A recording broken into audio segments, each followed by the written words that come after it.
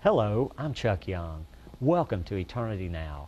You know, on our show, we like to dive into Bible topics. And today, we're going to get into a study in Proverbs. And we've got a special guest and a good friend of mine here today, Chris Gorsuch. Chris, I'm so glad you're on the show today, man. Thank you for asking me. I was honored. You know, how long have we known each other now? We've known each other for a few years, haven't we?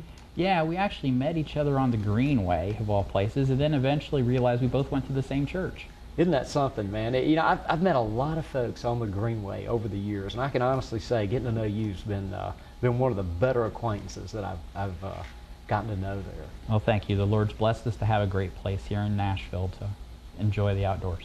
You know, before we get into this study on Proverbs that you put together, and I really can't wait to see what you pulled out of the book of Proverbs. Of course, written by King Solomon, and you know, just what a wise man that he really was. But before we get into that, yeah, man, I can't wait to hear you share a little bit about your testimony and how you you know, started coming to church where I go to church at Madison campus, Seventh-day Adventist, and just how you know, came into the Adventist faith.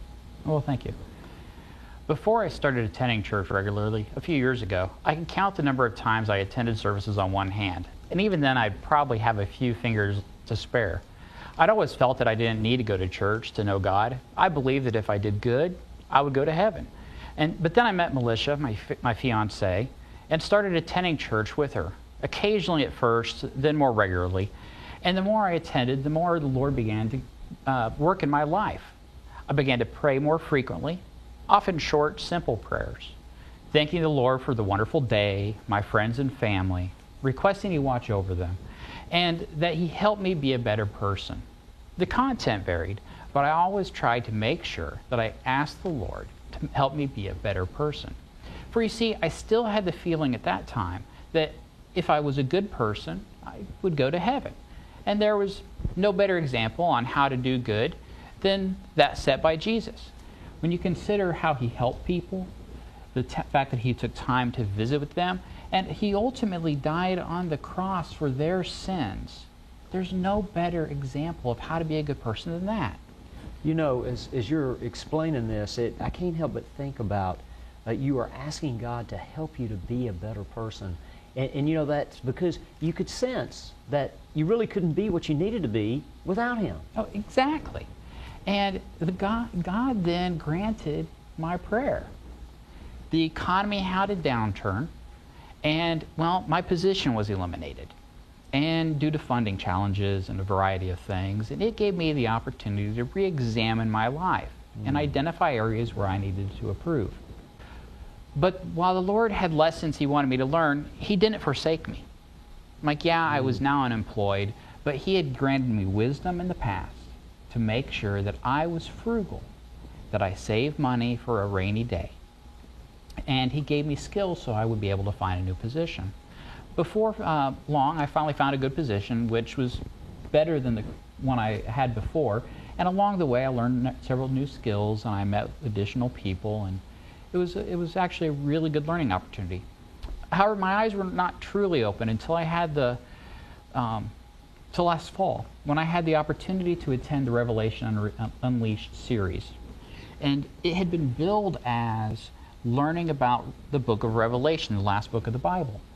But in reality, it was a revelation of many things about the Bible.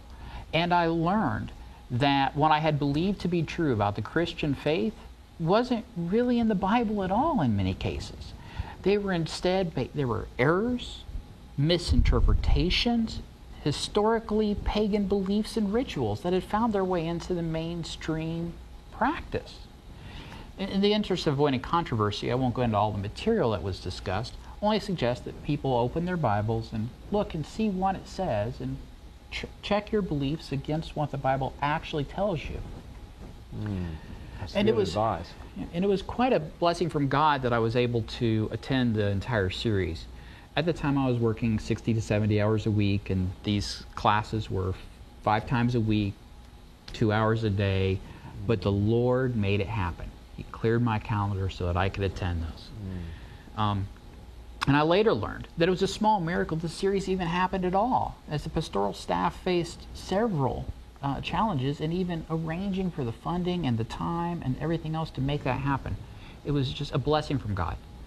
The most important thing I learned about from the series was no matter how good a person I could ever be, my efforts were as filthy rags.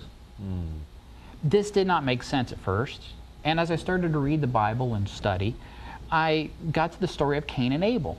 And I began to wonder why the Lord had not accepted Cain's offering. So I asked the pastor about it.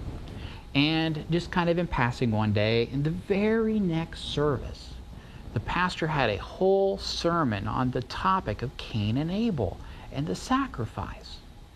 And that the problem wasn't the sacrifice, the offering that Cain had made, but that he had given him what he wanted to give God and not what God had expected of him.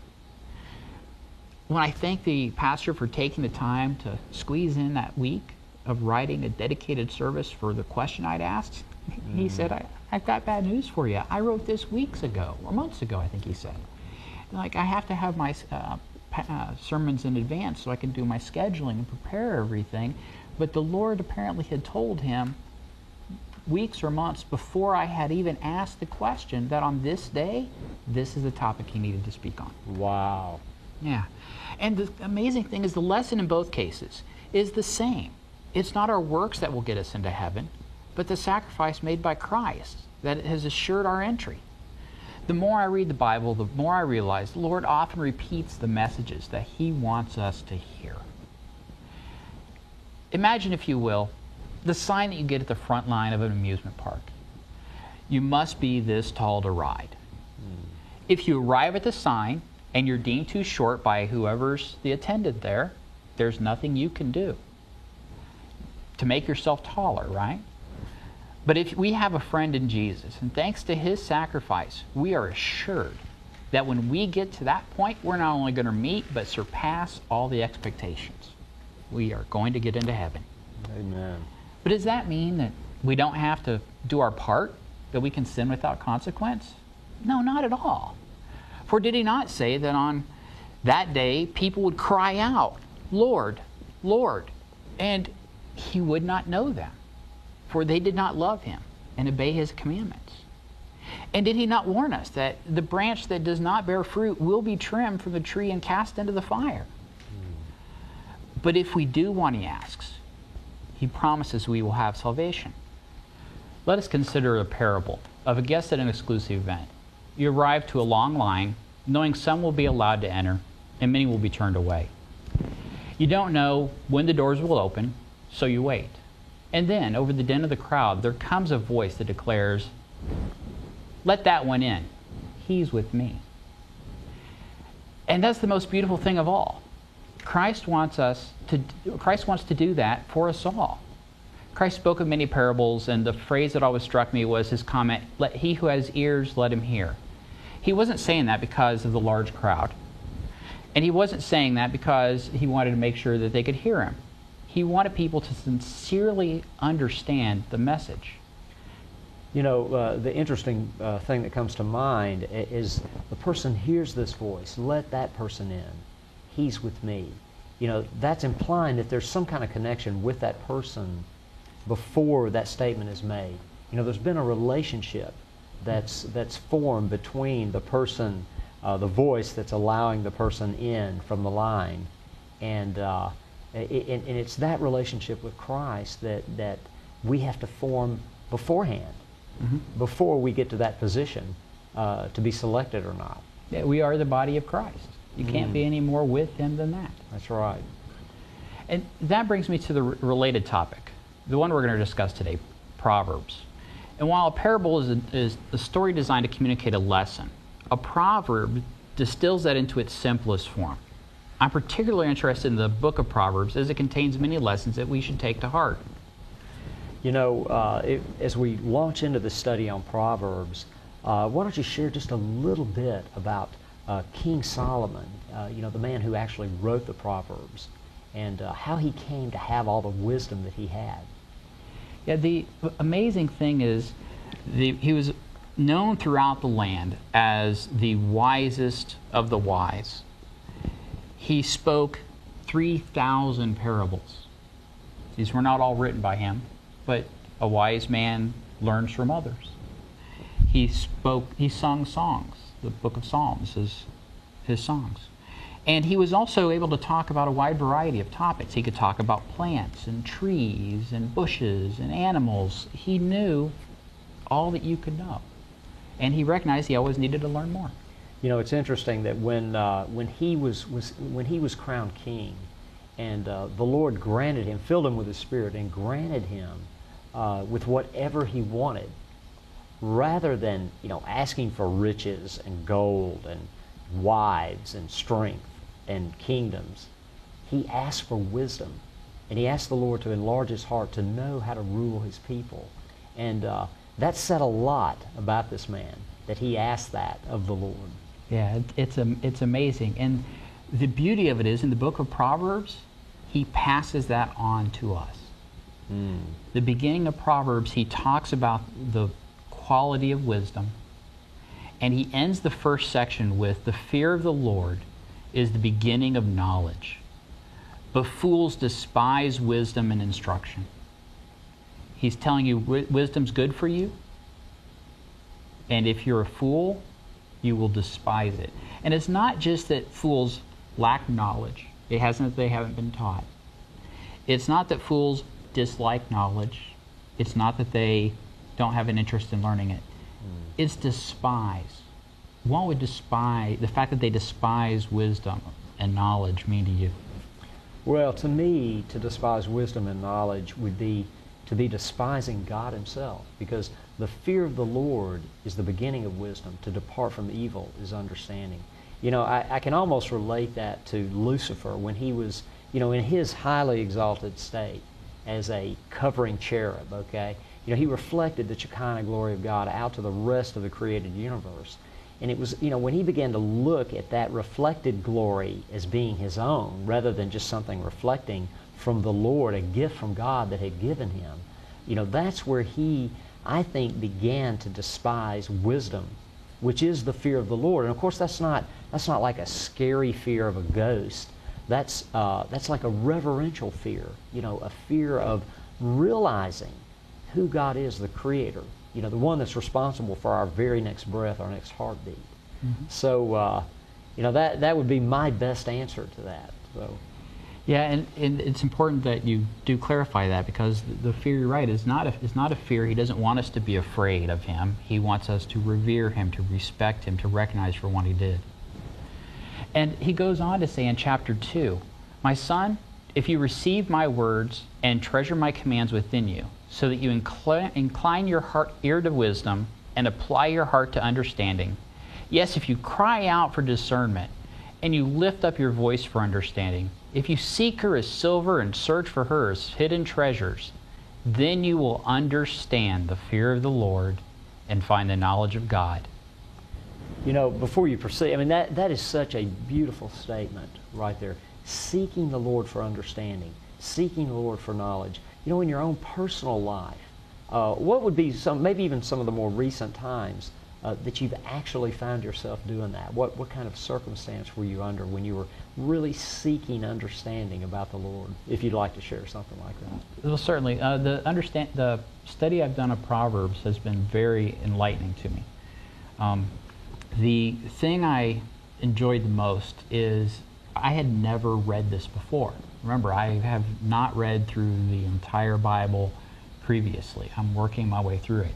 And when I was asked to be a guest speaker for our Sabbath school at the church, it gave me an opportunity to go through it and find things that I felt would apply to me and perhaps to others. And it was amazing, the language in there, the various proverbs, some of which we may get to today, that directly speak to the challenges that I myself have. And I expect others do as well. When I think about seeking the Lord for wisdom and understanding, there's nothing that makes me seek Him more than thinking about the people in my own family or friends of mine that I really care for and love, and the needs that they have, and how maybe there's something I can do for them, or what's the next step? What can I say? What can I do to maybe help and nurture their relationship with the Lord, or just to help their own life, help their lives out. But ultimately, for a person like me, it's about bringing people into a great relationship with the Lord. Because I know once you get a relationship with the Lord, everything else falls into place. And I find myself seeking Him for understanding, to know what's the next step, Lord. What's the next step in that? Because of the people that we care so much about. We want to bring them to Him, in a way that they can have that relationship. Yeah, and there are many proverbs that instruct you on how to do that. They talk to you about how to deal with somebody in an argument. They talk to you about how to deal with somebody who has sinned. He actually gets quite specific in the way he approaches that too. Solomon does in the Proverbs. Yeah, and earlier in my testimony I said, hey, in the Bible it tends to repeat itself when he has a message he wants you to get. And in Proverbs you see the same thing. At the beginning of Proverbs he tells you, this is what I'm going to tell you. And he tells you about the benefits of wisdom, and that knowledge of the Lord is important. And then throughout the Proverbs, he repeats those key themes. And, as you've been studying in Proverbs, what are some of the ones that have stood out to you the most, some of the specifics that have really, brought more clarity to your own just personal life? Oh, well, thank you. The first one would probably be, let not mercy and truth forsake you. Bind them around your neck, write them on the tablet of your heart, and so find favor with high esteem in the sight of God and man. That's an important lesson. It really is. It's talking about mercy and gaining mercy from the Lord and giving mercy to others, which of course is the first thing I think that I found out, that after I got mercy from the Lord, that I was willing to give a little bit of mercy. I didn't really understand forgiveness until I got it. Yeah, and many people, when we were discussing this in the class, would assume that when it's talking about mercy and truth forsaking you, they think that people aren't giving me mercy. People aren't giving me the truth. And that's not what it's saying. No. The Bible in the book of Proverbs personifies certain things. It turns them into a person. It does this with wisdom. Wisdom speaks in Proverbs. It does this with truth and mercy in this particular case. Because when wisdom and truth are forsaking you, it's not that you don't get them from others, it's that you don't have them yourself. And if you don't have truth to give to others, if you are not dealing with others in a truthful manner, if you do not have mercy to give to others, if you're not being merciful to them, then that's going to cause you problems in your life. But if they do not forsake you, if you take the concepts of mercy and truth and put them on your heart and reflect them through your character, and in all ways you acknowledge that, then He will direct your path, and you will be esteemed both by God and by man. And there are other places in Proverbs where they say that if you do these things, other men, even if they may disagree with you, will treat you better. Jesus, and throughout the Bible, it talks about how God brings His people forth like they've been tried in the fire, like gold tried in the fire. And in Proverbs, it talks a little bit about the chastening of the Lord. Why don't we talk a little bit about that Proverbs? I think that's the next one you've got up here. Yeah, and I'm glad you brought that up. That proverb speaks directly to my situation I had in my testimony. I prayed for the Lord to make me a better person, and He took away my job. And I learned much through that process. And it says in Proverbs... And I bet you really felt like, even though you may not have thought of it on this level at the time, that it felt like kind of a chastening, didn't it? Oh yeah, I can assure you at the time I did not see what the benefit was. But over time I realized it. And it says in Proverbs 3 verse 11, My son, do not despise the chastening of the Lord, nor detest his correction. For whom the Lord loves, he corrects, just as the Father, the Son, in whom he delights. You know, every time I hear that proverb in particular, it reminds me of like a son or a young boy who's going up and putting his hand on a hot unit on a stove, okay? And then he just keeps doing it. And of course the father doesn't want him to do that because he's going to burn himself. But if that's what he wants to do, that's what he wants to do. But of course it's for the child's own good that the father would chasten that child for doing such a thing, because of course it's harmful. And we can be certain that if the Lord is chastening us and he's directing us in a different path through that chastening, that it is certainly because the path that we're on is not the best path for us. Now, and as it said at the beginning, fools despise wisdom. When he chastens us, he wants us to learn from that. You know, the Apostle Paul in the New Testament, he tells us to rejoice and to be happy when we're persecuted. In fact, the actual word that he uses to describe the kind of joy that we're supposed to have from being persecuted for Christ's sake is a literal jumping up and down type of joy for being persecuted. You know, I really want to have that kind of joy when I'm despised for Christ's sake. You know, I really do, even though it would feel like chastening. But from what Paul says, it could actually be just an exuberant joy that we can have from that. That's what I want. Yeah. And gold and silver are referenced several times in Proverbs. The first one is the one you mentioned previously, where it talks about the pot is used to refine silver, and the furnace is used to refine gold, but the Lord tests the heart. So he goes on to say, the much better to get wisdom than gold, and the understanding is to be chosen rather than silver. And to get understanding is to be chosen rather than silver. And this is important, because what this is saying is the Lord's not going to give you gold and silver. When he gives you wisdom, when he gives you understanding of why things are happening to you and how he wants you to correct your path, it means he has chosen you. And what a blessing that is, to be chosen by the Lord as one of his people, you know. And I actually believe that every single person on earth has got that calling to be chosen by the Lord. You know, he doesn't want anyone to perish on this planet before he comes back. He wants us all to be chosen. You know, that's his highest hope as far as I can tell in the Bible. You know, because he wants all to be saved and he wants none to perish.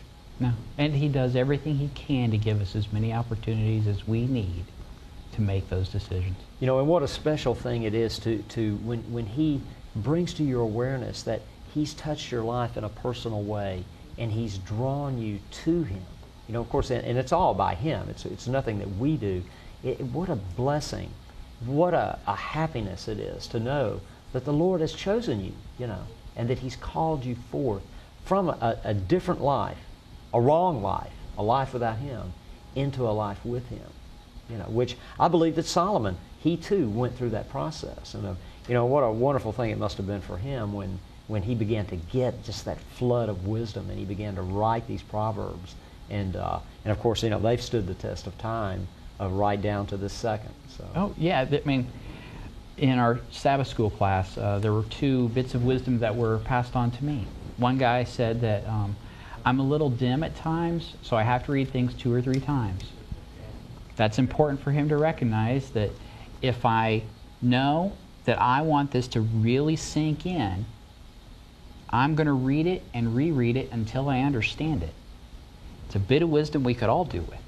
I think so too. You know, I believe that, you know, in the scriptures too, there's so much wisdom in each sentence that you can read that same sentence and you can gain different angles of truth from it every single time that you read it.